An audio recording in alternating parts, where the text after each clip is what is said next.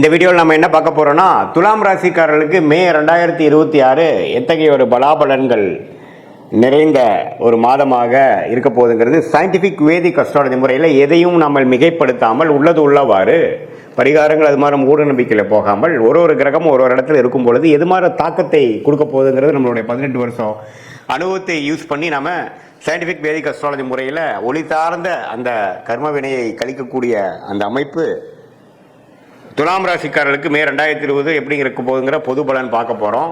இப்போ பாருங்கள், துலாம் ராசிக்காரர்களுடைய அதிபதியாகிய துலாம் ராசியோட அதிபதியாகிய சுக்கிரன் பார்த்தீங்கன்னா ராசியவே மே முதல் 2 வாரம் பார்த்து 8ஆம் இடத்துல ஆட்சி பலம் பெற்றுகிறார்.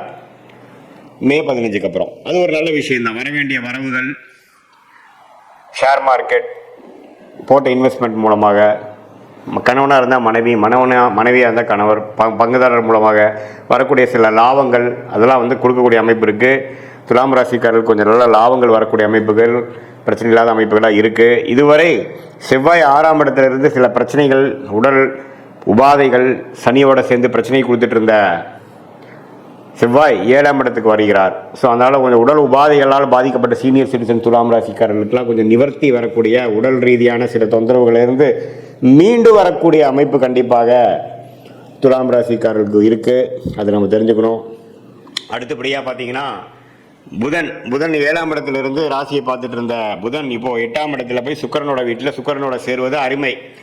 ஸோ எகெயின் சில வெளிநாடு பிரயாணங்கள், தொழிலில் வரக்கூடிய லாபங்கள், பங்குதாரர் மூலமாக வரக்கூடிய லாபங்கள், ஷேர் மார்க்கெட்டில் உள்ள லாபங்கள், அதெல்லாம் கொஞ்சம் நல்ல விஷயங்கள் இருக்குது. அதே சமயத்தில் கல்யாண விஷயங்கள், வண்டி வாகனம், சுப விஷயங்கள் எல்லாமே நடக்கக்கூடிய அமைப்பு கட்டாயம் துலாம் ராசிக்காரர்களுக்கு இருக்குது. ஸோ சூரியனும் பார்த்திங்கன்னா 7ஆம் இடத்துல உச்சம் பெற்று ராசியை 7ஆம் இடத்துல இருந்தது பார்த்திங்கன்னா 8ஆம் இடத்துல மாறுறார். ஸோ அதுவும் ஒரு அருமையான அமைப்பு. ஸோ இது மூலமாக என்ன தெரியுதுன்னா, இடமாற்றங்கள் உண்டு, சுப முதலீடுகள் உண்டு, வரவுகள் உண்டு, சில நிதி நிலைமைகள், பணம் போக்குவரத்து, வரவேண்டிய பணம் நமக்கு வரக்கூடிய அமைப்பு அதெல்லாமே கொஞ்சம் நன்றாக இருக்குதுன்னு சொல்லலாம். மீடியா துறையில் இருக்கிறவங்க, கலைத்துறையில் இருக்கிறவங்களுக்குலாம் நல்ல ரெகக்னிஷன் கிடைக்கும். குரு 9ஆம் இடத்துலேயே பாகிஸ்தானத்தில் இருக்கிறார், சனி 6ஆம் இடத்துல இருக்கிறார், ராகு 5ல் இருக்கார், கேது 11ஆம் இருக்கிறார். ஸோ இதில் எல்லாமே பார்த்தீங்கன்னா இப்போ எப்போ ஒரு மாதிரி அமைப்பு இருக்குன்னா, துலாம் ராசிக்காரர்களுக்கு 2026 மே மாதம் ஓரளவுக்கு இதுவரை சில விஷயங்கள் எதிர்பார்த்து நடக்காமல் இருக்கக்கூடிய விஷயங்கள்லாம் துலாம் ராசிக்காரர்களுக்கு கொஞ்சம் மெல்ல நாம் நினச்சது ஒன்று வேறு மாதிரி நடந்துருச்சு. ஆனால் இருந்தாலும் பரவாயில்லைங்கிற மாதிரி சில பெனிஃபிட்ஸ் உண்டு. தங்கம், சில பேர்லாம் பார்த்திங்கன்னா தங்கம் வாங்குகிற இல்லத்தரசிகள்லாம் தங்கம் கொஞ்சம் வாங்குறது, நகை கொஞ்சம் பண்ணிக்கிறது, ஷேர் மார்க்கெட் மூலமாக கொஞ்சம் ரிட்டர்ன்ஸ் எடுக்கிறது, கொஞ்சம் ஒரு சொத்தை கொடுத்து நல்ல லாபம் பெறுவது, மாமனார் மூலமாக சில சொத்துக்கள் வருகிறது, அது மாதிரி சில விஷயங்கள்லாம் பாசிட்டிவாக வரக்கூடிய அமைப்புகள் இருக்குது. அதுக்கு தகுந்த மாதிரி தசாபுக்திகள் போகும்பொழுது ஸோ பொதுவாக பார்க்கும்பொழுது துலாம் ராசிக்காரர்களுக்கு ராசிதிபதி 8ஆம் இடத்துல இருக்கிறனாலையும், ராஜயோகாதிபதியும் 8ஆம் இடத்துக்கு போகிறனாலையும் மறைமுகமான சில விஷயங்கள் தான் வருமே ஒழிய, நேர்த்தியாக நீங்கள் முடிவெடுக்கும் பொழுது தொழில் மூலமாகவோ அதுலாம் ஒரு மாதிரி தான் இருக்கும்.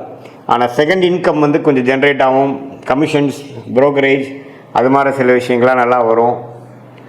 ஓரளவுக்கு ஓவராலாக பார்த்தீங்கன்னா உடல் உபாதைகள், பிரச்சனைகள், வம்பு வழக்குகளில் பாதிக்கப்பட்டிருந்த கடன் தொல்லைகள், அதெல்லாம் பாதிக்கப்பட்டிருந்த துலாம் ராசிக்காரர்களுக்கு சிலதெல்லாம் கொஞ்சம் முடிவு எடுத்து சிலதெல்லாம் முடிகிற மாதிரி வரக்கூடிய அமைப்பு உண்டு. ஏன்னா 6ஆம் இடம் கொஞ்சம் செவ்வாய் சனியோடு சேர்ந்து ஏப்ரல் மாதம் ஃபுல்லாக பிரச்சனை பண்ணிகிட்டு இருந்த அந்த அமைப்பு கொஞ்சம் சரியாகுது.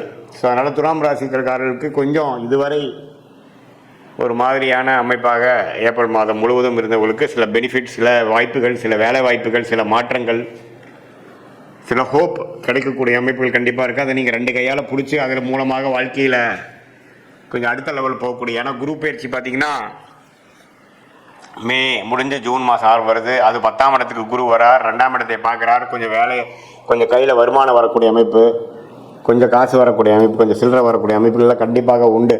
ஸோ அதுக்கு வேணுங்கிற ஒரு ஃபவுண்டேஷனான விஷயங்கள்லாம் பார்த்திங்கன்னா மே மாதம் 2026 குறிப்பாக செகண்ட் ஆஃப் துலாம் ராசிக்காரருக்கு கொஞ்சம் பாசிட்டிவாக அமையக்கூடிய அமைப்புகள் இருக்குதுங்கிறது நீங்கள் தெரிஞ்சுக்கணும்.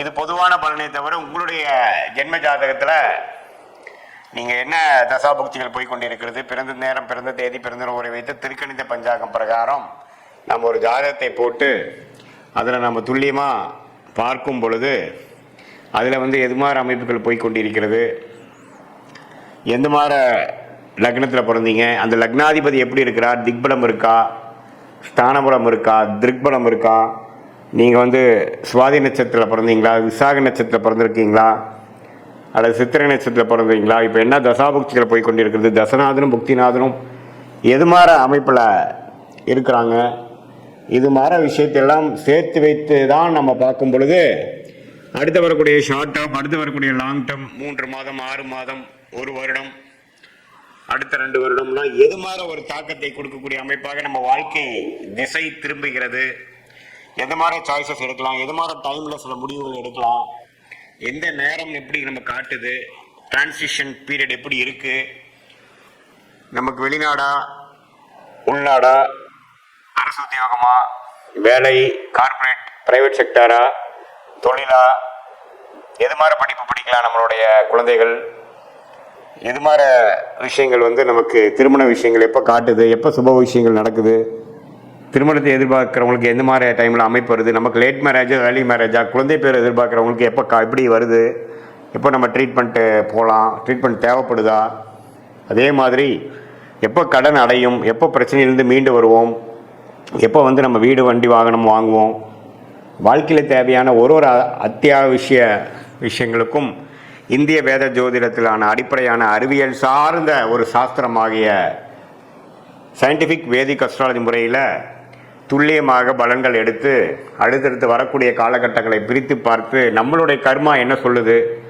எது மாதிரி விஷயங்களில் எப்படி பண்ணால் எப்போ பண்ணால் பெட்டராக இருக்குது அப்படிங்கிறதெல்லாம் துல்லியமாக பார்த்து அதுக்கு தகுந்த மாதிரி முறையில் நம்மளோட வாழ்க்கையை அமைத்து கொண்டே ஆனால் நம்ம கண்டிப்பாக தேவையற்ற பொருள் விரயங்கள், தேவையற்ற சமய விரயங்களை தவிர்த்து எதிர்நீச்சல் போடாமல் வாழ்க்கையில் எளிதில் நம்மளால் வெற்றி பெற முடியும். அது மூலமாக நல்ல பலாபலன்களை நம்மளால் ஃபேஸ் பண்ணி தேவையற்ற மன கசப்புகள், விரக்திகள், தோல்விகளை தவிர்த்து அந்தந்த நேரத்தில் அந்தந்த விஷயங்கள் பொறுமையாக செய்து வாழ்க்கையில் எளிதில் நம்மளால் நம்மளுடைய கர்மாவின் பிராப்தங்கள் என்ன, தோஷங்கள் என்ன, யோகமான பிளானட்ஸ் என்னவா இருக்குது, எந்த நேரம் வரைக்கும் நம்ம காத்து கொண்டு இருக்கணும், எப்போ நம்ம வேகமாக போகணும் அப்படிங்கிறதுலாம் சயின்டிஃபிக் வேதிக் அஸ்ட்ராலஜி முறையில் அந்த ஒளி தத்துவம், எது மாதிரி ஒளி கொடுக்கக்கூடிய கிரகமாகிய குரு, சுக்கிரன்,